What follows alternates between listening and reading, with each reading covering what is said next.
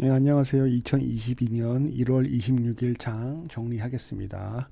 지금은 27일인데요. 예, 뭐 26일 장이니까 일단 그렇게 말씀드렸고, 자, 코스피 같은 경우에는 0.41% 빠졌고요. 빠지면서 저기 481선을 지지했고요. 수급 같은 경우에는 자, 개인은 계속 매수를 하고 있고 외국인, 기관 이렇게 매도를 하고 있습니다. 단기적 성향을 가진 금융 투자는 들어왔고요. 연기금들은 계속 나가고 있네요. 자, 코스닥 볼게요. 코스닥의 수급은 개인 매도, 외국인 매수를 해줬고요.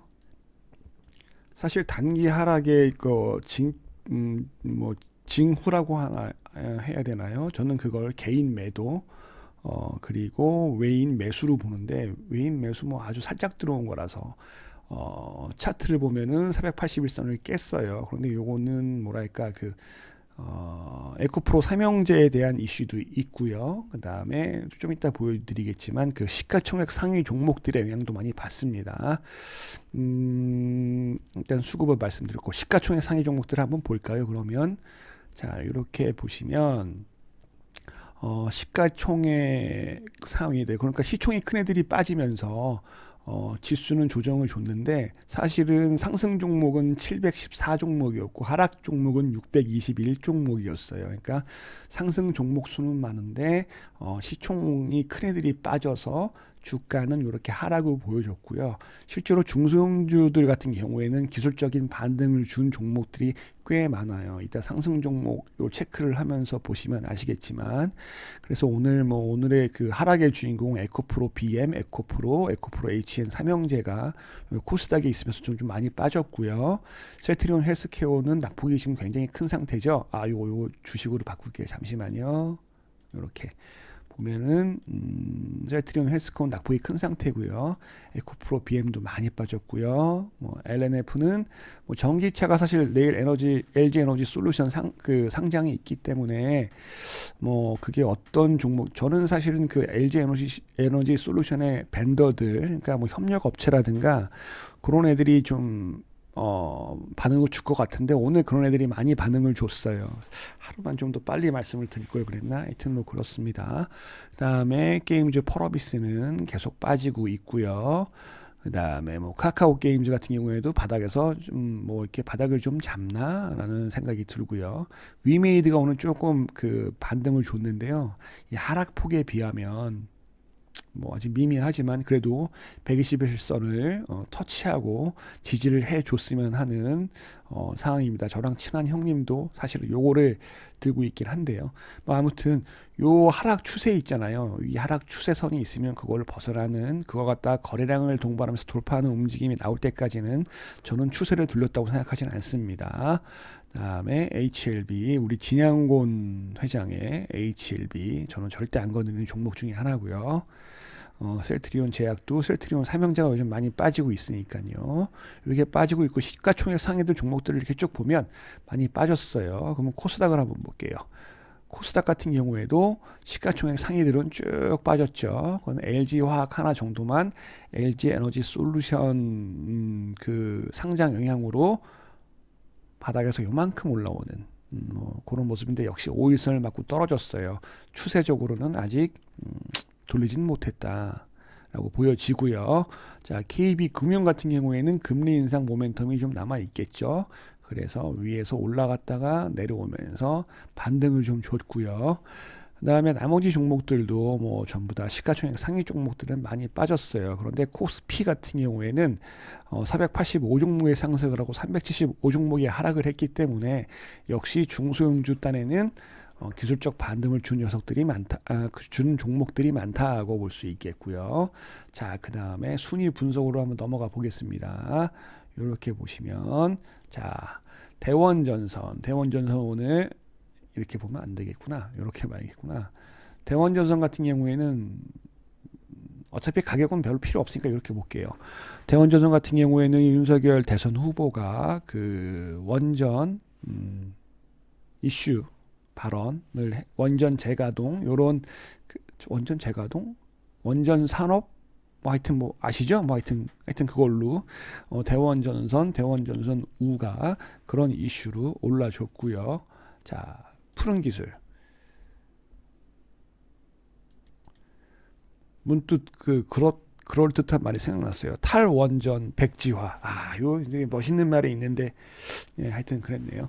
뭐 아무튼 푸른 기술 같은 경우에는 현대 위아의 무슨 뭐 협동 로봇 심포니 그 로봇 납품한다. 그래서 로봇 사업 본격화. 요즘 로봇주가 둘 많이 갔었잖아요. 근데 푸른 기술 같은 경우에는 못 갔었는데 이렇게 위로 거래량을 동반하면서 올라오긴 했어요. 그런데 이 하락 추세를 보면은 이게 이 정도의 상승폭은 좀 뭐 만족스럽진 않지만 그래도 거래량이 뭐 나쁘지 않게 터졌어요. 예. 그런데 이 위에 매물대는 계속 존재하는 모습이 보이죠. 자, 에너토크 얘도 탈원전 백지화 이런 것 때문에 올라갔죠. 그 다음에 BDI는 의료 재활용 로봇인가? 뭐 아니다. 그건 의료 재활용은 티로보틱스지. 요게 이제 의료 로봇 재활용이 아니라 재활용 의료 로봇 의료 재활용이 뭐야? 의료용 재활 로봇 요 이슈로 T 로보틱스가 23% 정도의 상승을 주었고요. 제가 BDI 하다 말았죠. 아니 잠깐만, 에노토크는 했나요? 얘도 뭐 탈원전 그거죠. 탈원전 그 이슈로 오늘 상한가는 아니고 상한가를 줬고요. 한 29.40%니까 상한가라고 봐야죠. BDI 얘는 그 계열사 엘리슘 파마슈티컬스가 나스닥 상장한다는 소식에 급등을 했다고 하는데 이걸 급등이라고 봐야 되는지는 모르겠습니다만 아무튼 바닥권에서 살짝 올라오긴 했어요. 그래서 25% 정도가 올랐는데 이런 종목은 안 보는 게 사실 뱃속이 편하죠. T 로보틱스는 아까도 얘기했듯이 재활용 의료 로봇 요것 때문에 올랐고요. PHC 같은 경우에는 21%가 올랐어요. 어저께 영상에서도 얘기했듯이 그 진단키트 쪽에서 이슈가 있어서 PHC는 올라오는데 아까도 그 시총상위 중에 시제는 하락을 줬죠. 그 종목마다 무슨 편차가 뭐 있겠죠. 아니면 뭐 새로 진단 키트의 어떤 종류라던가 뭐 이런 거에 따라서 영향이 있는지 모르겠고, BK 탑스 같은 경우에도 바닥권에서 살짝 기술적인 반등이 들어온 정도라고 볼 수 있을 것 같아요. 뭐 PSMC 같은 경우에도 낙폭 과대해서 그냥 수급에 대한 이슈로 좀 올랐는데 이것도 뭐 글쎄요, 거래량 요 정도 터진 거면은 사실 많이 터진 것도 아니고요. 그냥 뭐 기술적인 반등 정도로 볼 수 있습니다. 의외로 기술적인 반등이 터진 애들이 많아요. 뭐 코디 같은 경우에는 저는 이게 뭐 별로 안 건드리는 종목이라서 얘도 뭐 바닥권에서 왜 올랐는지도 모를 정도로 실적은 적자 회사고요.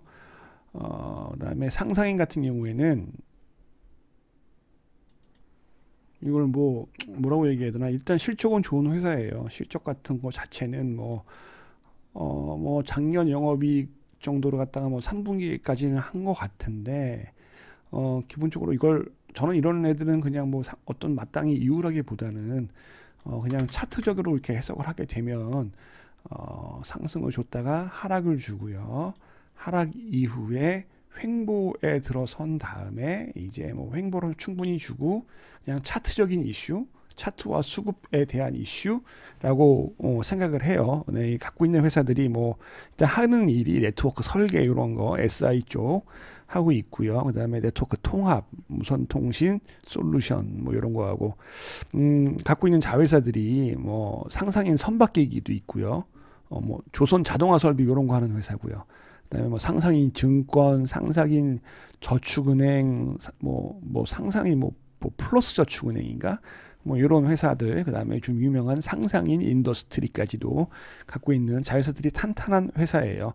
수급 같은 경우에도 꽤 좋아요. 그래서 뭐 외국인 개인은 지속적으로 매도를 하고 있고 외국인 기관의 수급을 계속 받는 그런 종목이죠. 그래서 수급도 좋았고 차트도 장기평 위로 올라왔죠. 그래서 여기서 골든 크로스가 일어났고요. 골든 크로스 이후에 좌우로 횡보를 주다가 오늘 큰 상승이 나왔네요. 그 다음에 윌링스 얘는 뭐 특별한 이유는 모르겠어요. 그냥 보면은 상승 이후에 빠졌다가 장기평을 지지하고 그냥 올렸다 정도이고, 태양광 이쪽 하는 회사고, 뭐 혹시나 뭐 억지로 이유를 찾는다면 전기차 무선 충전 정도 뭐 그런 거 말고는 사실은 잘 모르겠고요. 그다음에 어,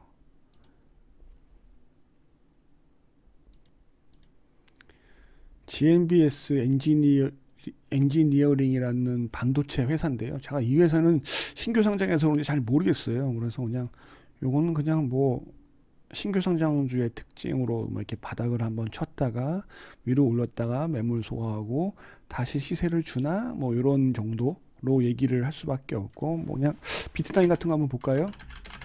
비트나인이랑 약간 비슷한 느낌이었나 라고 생각할 수도 있고요. 이렇게 바닥을 줬다가 고점 돌파하면서 시세 한번 주나. 뭐 근데 비트나인 다시 밑으로 내려왔죠. GMBS 엔지니어링 뭐 요 정도 한번 뭐 그렇게 볼게요. 뭐 반도체 하는 회사라고만 알고 있어요. 저는 잘 모르겠습니다. 그 다음에 뭐야, MI텍.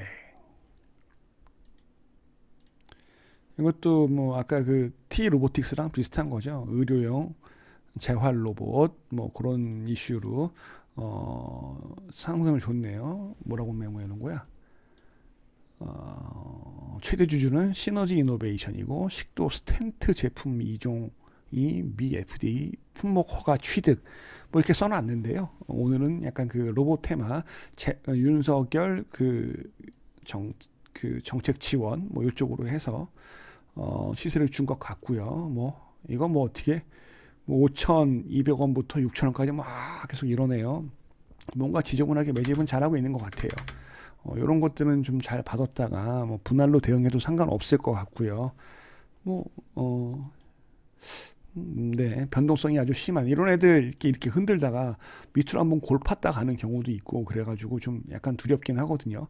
자, 주봉 한번 볼까요? 주봉도 약간 고점대에 와 있긴 하네요. 그런데 월봉을 다시 한번 볼게요. 월봉을 보게 되면 고점들 계속 막 트라이를 하다가 지금 돌파를 성공하느냐? 뭐 이런 거는, 이런 거 돌파할 때 매물대가 위에 별로 없는 거 돌파할 때 6,500원 정도 위로 돌파할 때는 하면은 재밌을 것 같은데, 어디 뭐 쫄려서 들어가겠어요. 그거 뭐 트레이딩 잘 하시는 분들은 뭐 상관없을 것 같습니다. 그다음에 동양에스텍, 어저께 제가 그 설명을 하면서 얘도 한때 중소형 철강주 중에서 대장이었는데 라고 얘기는 했었고요. 오늘 이 장기평대를 이 캔들 하나로 빡 5일선, 11선, 21선, 61선, 121선, 241선, 481선까지 한 방에 싹 먹고 들어가긴 했는데 거래량이 조금 모자라긴 해요. 약간 섭섭하죠. 예, 그런데 실적 같은 경우에는 어저께도 얘기했듯이 중소형 철강주들의 실적이 좋아요. 작년 영업이익 46억을 뭐 한 분기 만에 다 거의 만회를 하고, 그러면 올해 한 300% 오르겠구나 라고 보는데, 매출이 63, 18, 한 2,400~500억 나오겠죠. 근데 시가총액은 650억이에요. 제가 봤을 때는 꽤 저평가를 받고 있다고 보여져요. 이 정도 위치에서도. 그런데 이 옛날 2007년의 고점을 이때 돌파를 해주고, 거래량이 이때 좀 터지긴 터졌고, 여기서 다시 잡아주는 움직임이 나올 수도 있겠죠. 이렇게.